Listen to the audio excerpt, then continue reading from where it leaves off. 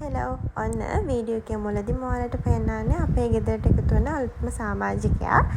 ඊට පස්සේ පහුගිය ඉරිදා බලමු අපි මොකද මේ වෙන්නේ කියලා හස්බන්ඩ් බැල්කනි එකට වෙලා පැලවලට සාත්තු කරනවා.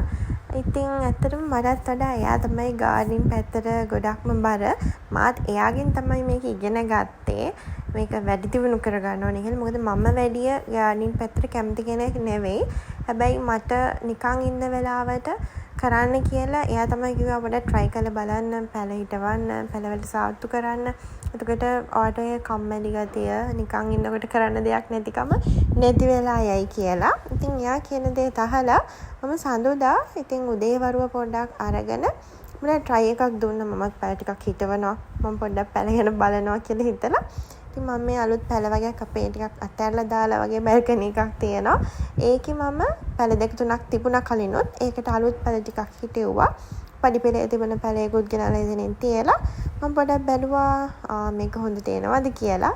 ඇත්තට මේක හොඳට ආවා. ඉතින් පැල ටික මම ලස්සනට තියලා තියෙනවා. ඉතින් ඔයාලත් නිකන් ඉන්න වෙලාවක සහ ඔයාලට කම්මැලි හිතෙන වෙලාවක මේ වගේ දෙයක් try කරලා බලන්න. මේ තියෙන අපේ ඉස්සරහ බැල්කනි එක. මේක ඇත්තටම බාර වෙන්නේ හස්බන්ඩ් තමයි. එයා තමයි පැල හිටවන්නේ, පැලවලට සාත්තු කරන්නේ ඔක්කොම. මම වතුර දාන එක කරනවා. ඊට අමතරව අනිත් දේවල් ඔක්කොම එයා තමයි බලන්නේ. එයා මේ පැල ටිකට හරි ආසයි. ඉතින් ආසාවෙන් ඒක කරනවා.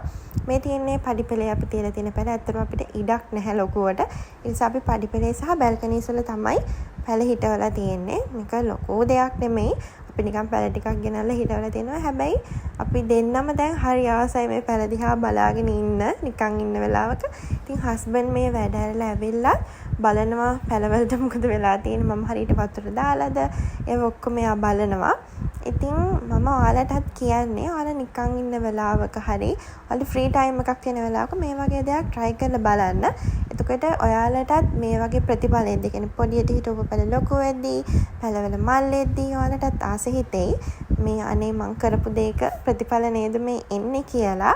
ඉතින් මම වගේ පොඩි හරි දෙයක් කාගෙන් හරි ඉගෙන ගන්න. හස්බන්ඩ්ගෙන් වුණත් කමක් නැහැ. පොඩි දෙයක් හරි ඉගෙන ගන්න. ඉගෙනගෙන ඒක අත්හදා බලන්න. එතකොට ඔයාලගේ ජීවිතයට වෙනසක් වෙයි සහ ඵලදායී දෙයක් වෙයි.